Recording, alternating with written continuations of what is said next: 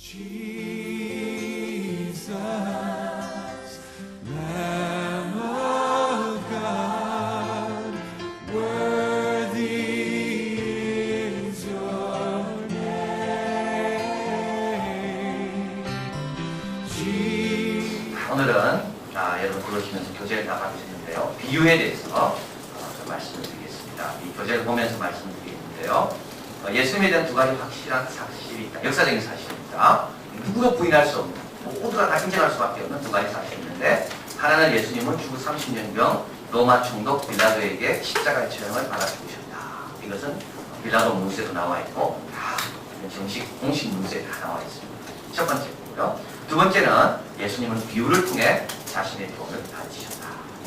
여러분, 이 비유가 우리가 생각할 때는 이 비유가 뭐 어떻게 대단한 일인가 생각하겠지만, 사실은 그 예수님 당시에 비유를 사용해서 뭔가 교훈을 준 사람은 예수님밖에 없다.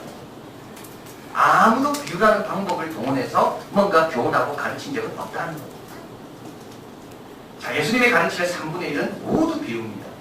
예수님의 가르침의 3분의 1은 비유입니다. 비유는 당시 유대인들에게는 아주 생소한 가르침이었습니다. 다윗에게 나단 선지자가 하나의 비유를 이야기하죠. 성경에 비유가 그렇게 많이 나와 있지 않습니다. 그리고 유대 랍비들이 비유를 많이 씁니다. 근데 그건 언제냐 하면 예수님이 비유를 쓰시고 난 다음에, 야, 저건 정말 기가 막힌 좋은 방법이다. 진리를 전달하는 방법이 정말 기가 막히구나. 그래서 유대 랍비들이 그 이후에 개발한 것이, 예수님 당시에는 유대 랍비 가운데 어느 누구도 비유로 가르친 사람 아무도 없다. 그래서 모든 문서를 조사해보니까, 기록된 문서요, 이 당시 예수님 주변에 있는 딱 하나, 예수님처럼 비유를 썼던 사람은 딱 한 건에만 있답니다. 근데 예수님은 예수님의 가르침에, 예수님의 사역의 말씀의 3분의 1이 다 뭐라고요? 비유로. 오늘 우리가 왜 사람들은 비유를 쓰기 어려워하는가? 왜 예수님만이 비유를 쓸 수밖에 없는가? 그걸 이걸 알게 됩니다. 비유가 뭔지를 알게 되면 이 비유라는 건 아무나 쓸 수 있는 게 아니에요. 오늘 우리가 그걸 대표해요. 자, 그래서 비유는 뭐냐면 예수님의 교훈의 독특한 방식. 예수님은 뭔가를 교훈하려고 할 때 예수님만이 갖고 있는 방식을 사용하시는데, 그게 뭐라고요? 비유라는. 그래서 오늘 무조건 질문하시면 비유라고 대답하고 있습니다. 자, 옆에 조그만 글씨 있죠? 예수님 자신의 독특하고 생동적인 언어 형태. 그게 뭐라고요? 비유. 자, 비유란 뭡니까? 비유란 이제 오늘 설명드리는 거죠. 직유나 은유 또는 짧은 이야기 형태를 통해 무엇을 전달하는 겁니다. 여기는 스토리가 있고 이야기가 있습니다. 그런데 비유의 특징이 있다면 단순하고 일상적인 것으로 심오한 진리를 전달하는 겁니다. 그러니까 둘 다 알아야 됩니다. 심오한 진리도 알아야 되고, 심오한 진리가 일상적인 삶에서 어떻게 설명될 수 있을까, 이 둘 다 알아야지만이 비유를 쓸 수 있는 겁니다. 그러니까 보통 분이 아니면 비유를 못 쓰는 겁니다. 자, 그래서 비유는 비교의 형태를 통해서 진리를 전달하는 겁니다. 이렇습니다. 하나님 나라는 마치 뭐 같은. 그래서 하나님 나라의 진리를 뭔가 전달해야 되겠는데, 이거를, 이 깊은 진리를, 이 심오한 것을 단순하고 일상적인 현상, 경험, 사람들이 알고 있는 사실을 통해서 설명하는 것. 그게 비유라는 겁니다. 그래서 하나님 나라, 하나님 행동, 하나님 심판 등 이 세상의 어떤 것과 비교하는 말의 형태. 이것이 비유다. 천상적인 진리를 전해주는 지상적인, 천상적인 진리를 전해주는 지상적인 이야기. 그것이 바로 비유. 자, 비유가 아닌 것. 비유. 여기 보면요, 예화는 비유가 아닙니다. 예화는 앞에 있는 문구나 구절에 대한 보충 설명의 성격을 갖는 것이 바로 예화죠. 그래서 사랑하십시오 이러고 나서 누가 어떻게 사랑했는가에 대한 예화가 나옵니다. 그건 사랑과 예화가 좀 구별되어 있습니다. 그 사랑에 대한 예화는 다른 것도 얼마든지 동원될 수 있는 거죠. 그래서 사랑이라는 어떤 명제를 강조하기 위해서 동원된 것이 예화라면, 비유는 절대 그렇지 않습니다. 비유는 자체가 하나의 주제의 중심을 갖고 있습니다. 보조적인 역할이 아니라 중심적이고 독립적인 단위가 비유입니다. 하나님 나라는 마치 그물과 같으니, 이거는 뭡니까? 이건 예화가 아닙니다. 하나님 나라 예화가 아닙니다. 하나님 나라가 뭐와 같다라는 어떤 그 자체적인 어떤 성격, 그래서 그 그물을 자세히 그 비유를 보면 그 안에 온전한 하나의 유닛으로, 하나의 단위로서의 하나님의 나라의 성격을 다 드러내고 있습니다. 그게 다른 걸로 대체할 수 없는 거죠. 그게 바로 비유입니다. 중심적이고 독립적이고 주제가 분명히 있다. 또 비유는 묵시적인 이미지를 사용하지 않습니다. 우리 지난주 예언에 대해서 말씀하면서 요한계시록도 예언서라고 했습니다. 왜냐하면 요한계시록에 뭐가 있다고 그랬죠? 이 묵시적인 이미지가 있다고 그랬잖아요. 근데 그 비유도 이미지를 쓰지만 비유에 나오는 이미지하고 묵시적인 내용에 나오는 이미지하고는 차원이 달라요. 묵시적인 이미지는 어떤 겁니까? 이 땅에서 경험할 수 없는 특별한 이미지를 보여줍니다. 예수님께서 금축대를 갖고 계시고 발에 끄는 흰 옷을 입고 계시고 그리고 막 백마탄 말들이 막 나타나고 그럼 이미지는 이미지입니다. 그러나 이 땅에서 경험할 수 없는 이미지들, 특별한 이미지예요. 그래서 이 묵시적인 이미지는 뭘 강조하는가면 이 땅과 구별된 또 다른 세상이 있다는 것을 강조하는 것이 묵시적인 내용이라면 비유는 모든 이미지가 어떤 이미지입니까? 일상적인 삶에서 경험하는 이미지. 소박한. 그래서 비유는 땅의 것으로 고차원의 주제를 이해하고 바라보게 하고 소박한 이미지를 사용하여 심의한 진리를 증가하는 것이 비유. 겨자씨. 다 백성들이 알고 있습니다. 십비는 비유. 다 자기들이 경험하고 있습니다. 그물 비유, 돌아온 강자 비유. 이건 가정의 문제죠. 달란트 비유. 이게 다 알고 있는 거예요. 이게 바로 비유. 그래서 비유와 묵시적인 내용과는 예화의 목적, 예화의 자료의 출처가 다르다. 거기에서 바로 비유는 묵시적인 내용과 이미지를 사용하지만 다르다. 자, 왜 예수님께서 비유를 쓰셨는가? 비유의 장점이 있는데요. 일상적인 일을 소재로 삼기 때문에 사람들의 관심을 집중할 수가 있습니다. 자, 13장 한번 가보겠습니다. 마태복음 13장인데요. 13장 1절 같이 있습니다. 그날에 예수께서 집에서 나가서 바닷가에 앉으시매 큰 무리가 그에게 모여들어 예수께서 배우를 앉으시니 온 무리는 해변에 섰더니 3절 있습니다. 예수께서 비유로 여러 가지를 저에게 말씀하여 가라사대. 자, 보십시오. 집안에서는 어려운 거 공부해도 됩니다. 집중되어 있기 때문에 공간이 이렇게 집중을 도와주니까. 그러나 바닷가 가고 큰 무리가 있습니다. 이들에게는 추상적이고 좀 논리적인 이런 걸 가지고는 이들에게 뭔가 좋은 메시지를 줄 수가 없습니다. 또 이 군중들은 이 수준이 다 다르지 않겠어요? 그래서 예수님께서 그 군중들의 마음을 하나로 또 그들이 쉽게 이해할 수 있는 언어로 그들을 가르쳐야 되겠는데 그래서 뭘 쓰셨다고요? 비유를 쓰십니다. 자, 그래서 비유는 일상적인 일을 소재로 하기 때문에 사람들의 관심을 집중할 수 있고 회당에서는 비유로 사용하지 않았지만 대중을 상대하시고 공개적으로 밖에 나오실 때는 비유를 쓰십니다. 두 번째로 같이 있습니다. 청중을 구분할 수 있다. 단지 재미로 듣고 흥미거리로 삼는 자와 이 뜻을 알고 싶어하는 자들 그리고 마음이 열려있는 자들과 마음이 닫혀있는 자들을 비유는 구분합니다. 비유를 다 했는데도 불구하고 이해 못하는 사람이 있죠. 그건 뭡니까? 마음이 닫혔다. 이게 마지막입니다. 심오함을 이해했을 때 이해 못하는 것은 그 너무 어렵다면 그건 이해가 됩니다. 그러나 비유까지 들어서 설명했는데도 이해하지 못한다. 그건 뭡니까? 이건 내가 들을 마음이 없다. 그래서 비유는 심판의 기능이 있고 비유는 사람을 구별합니다. 그리고 비유는 이 비유를 들은 사람 가운데 우리도 마찬가지입니다. 돌아온 강자 비유를 들었습니다. 읽었습니다. 그리고 나서 그걸 묵상하고 깊이 생각하는 그런 사람이 있는가 하면 돌아온 강자를 듣고 그냥 남의 이야기처럼 느끼는 사람입니다. 자, 그래서 비유는 청중을 구별하고 세 번째 메시지를 오랫동안 기억하게 합니다. 비유를 통한 말씀은 외우기도 쉽고 교훈은 또 필요합니다. 네 번째 듣는 사람에게 변화를 일으킵니다. 자, 그 다음이 중요한데요. 귀로 듣지만 눈으로 보게 하는 것이 비유입니다. 귀로는 듣습니다. 그러나 비유를 가만히 듣다 보면 눈으로 그림이 그려집니다. 씨 뿌리는 그림이 그려지고요. 돌아온 탕자 아버지가 쫓아나가서 뛰어야 하는 것이 그림으로 그려집니다. 자, 그런데 이 그림으로 그려지는 게 왜 중요하냐면 그림으로 그려져야지만이 순종하게 됩니다. 가르침에 상상이 되시지 않으면 순종의 열매가 나타난다. 부모님께 순종할 때 부모님이 나중에 새벽마다 눈물로 기도한다는 것이 그려질 때 부모님께 순종합니다. 부모님이 아무리 이야기를 할지라도 부모님이 내가 이걸 어겼을 때 얼마나 가슴 아팠다는 그려질 때 순종하는 겁니다. 그래서 듣는 것이 보는 것으로 바뀌지 않으면 순종의 역사가 됩니다. 자, 그래서 그 옆에 적어놨습니다. 딱딱한 윤리를 가르치려면 시적이고 예술적인 말에 의존해야 합니다. 그래야만 듣는 사람을 변화시킬 수 있다. 그런 의미에서 순종은 늘 상상과 연결될 때만 순종은 늘 상상과 연결될 때만. 자, 그래서 십비유는 비유를 들을 때 듣지 않습니다. 보게 됩니다.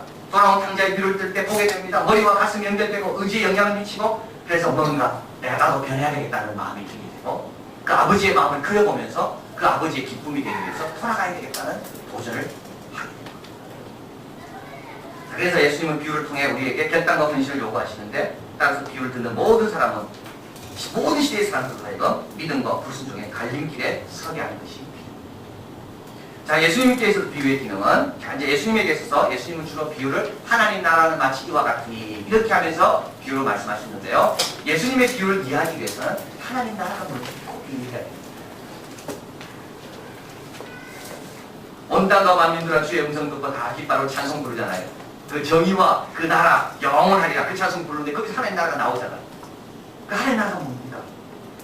그리고 오늘도 마태복음 13장에 보면 천국은 마치 이와 같은 데 했을 때 여기서 하나님 나라인데 이게 뭡니까? 이걸 모르면 이제 예수님의 비유가 뭘 말하는지 잘 감이 안 잡힙니다.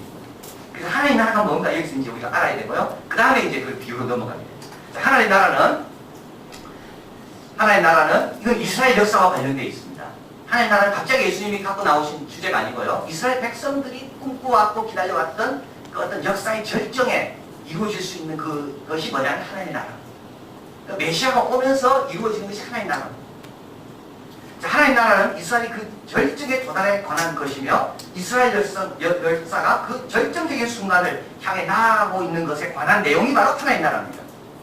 이것은 하나님 이외 이방인이 다스리고 있는 현실에서 하나님의 나라는 하나님의 통치자로 역할을 다시 찾아오는 그 시대를 뜻합니다.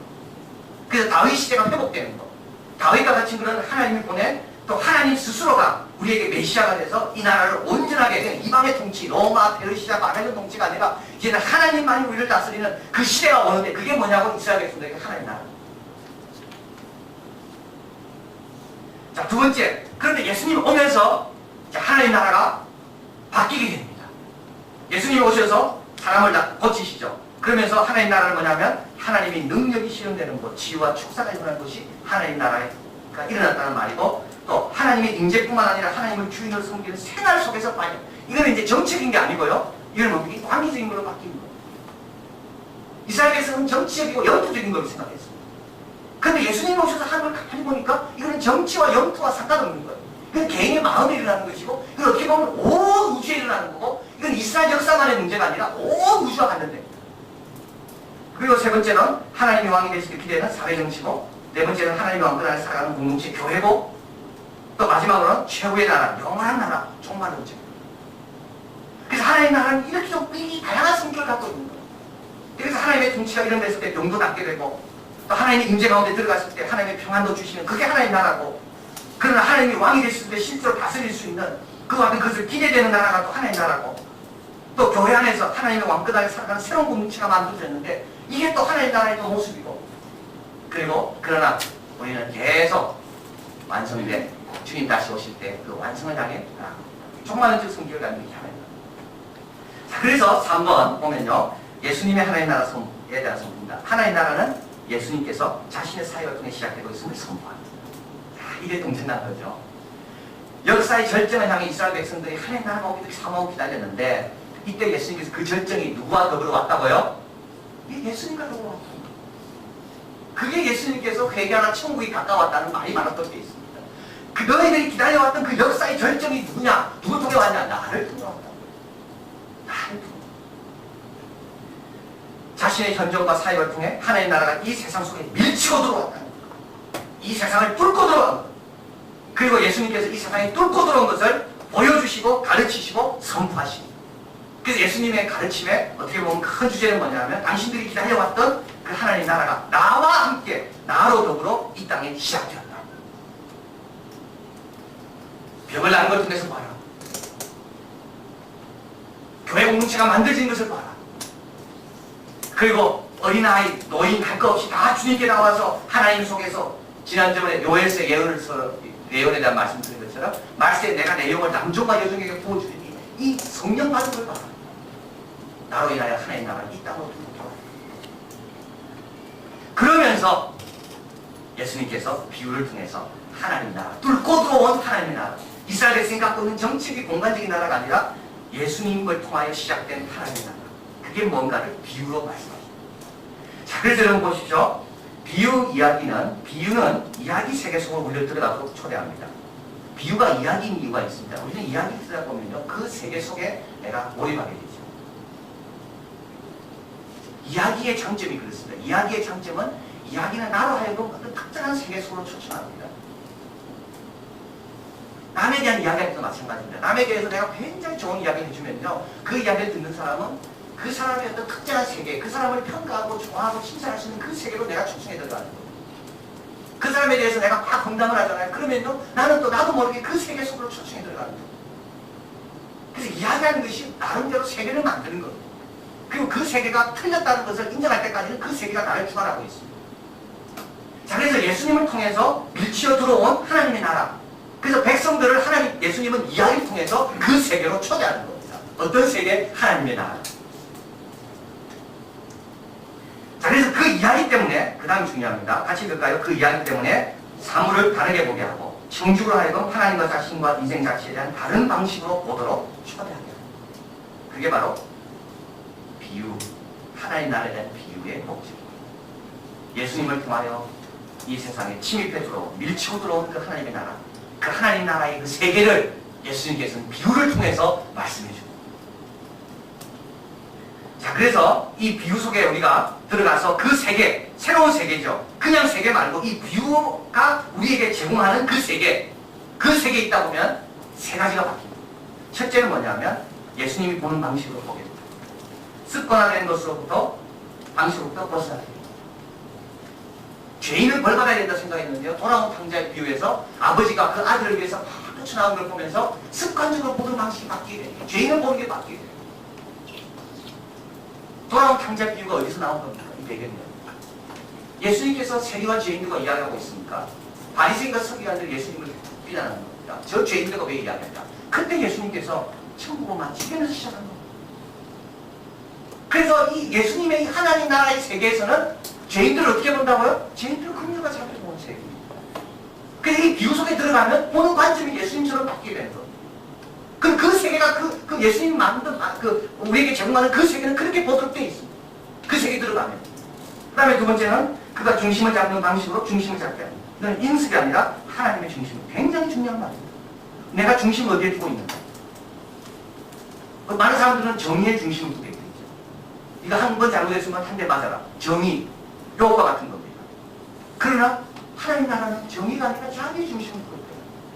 이 다른 것들, 중심이, 많은 사람은 세상의 중심을, 보이는 거에 중심을 두고 있고, 그런데 예수님은 그렇지 않다는 거죠. 하나님이 이 땅에 들어 죽어야 사는 연결이 돼요. 중심을 어디에 두는가? 굉장히 중요합니다.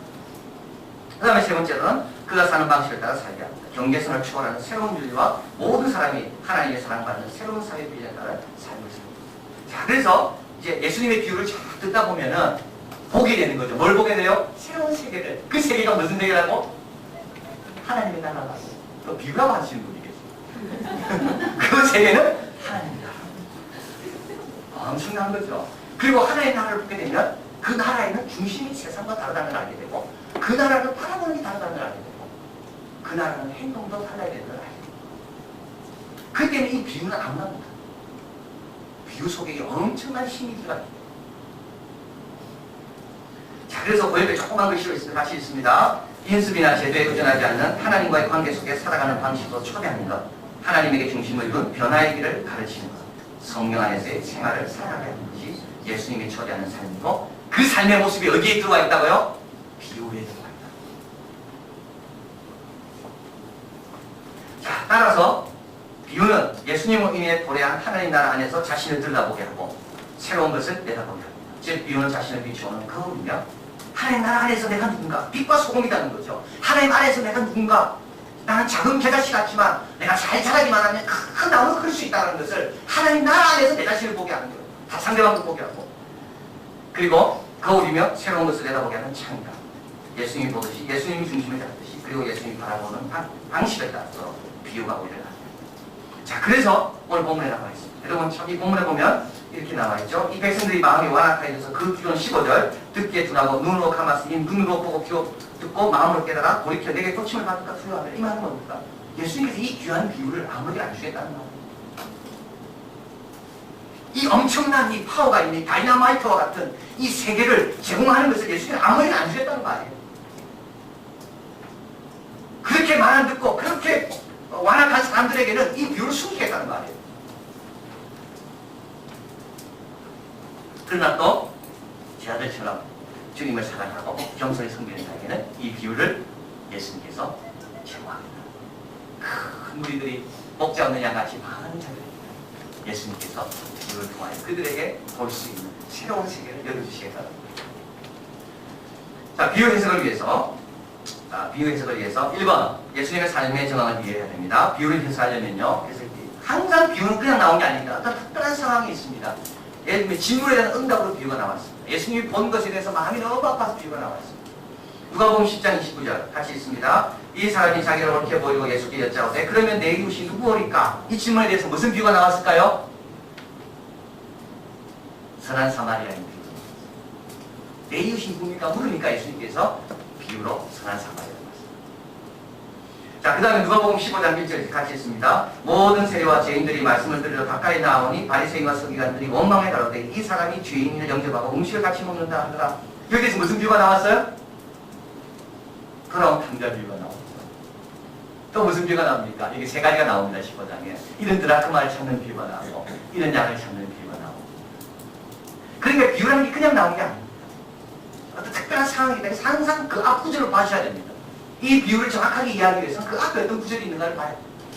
그 다음에 두 번째로는 당시의 지리적, 사회적 상황을 고려하고 당시 농사법, 결혼연식 순서, 사마리아 사람들에 대한 유대인의 감정 이런 것들을 이해하면 비유가 훨씬 더 분명하게 들어오게 되고요.